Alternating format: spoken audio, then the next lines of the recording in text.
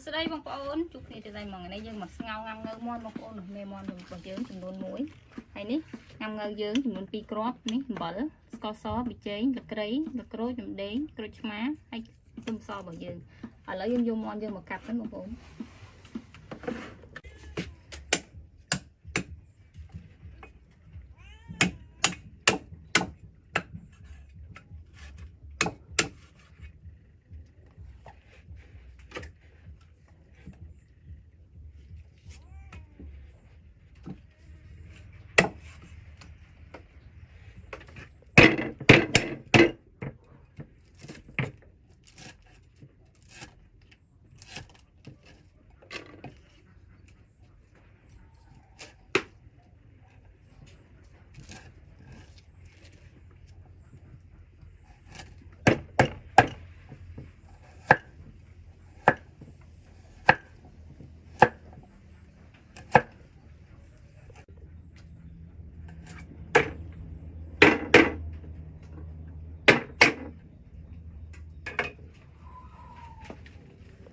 lấy dưỡng đã đâm tức ngao vào dưỡng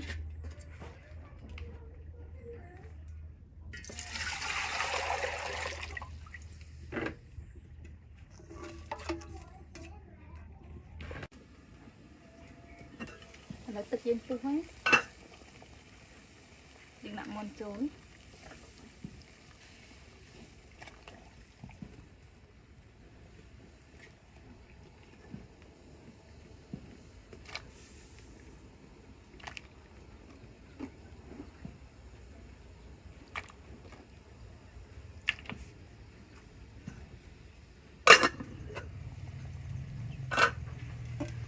mòn vào dương mặt phơi lói nó vốn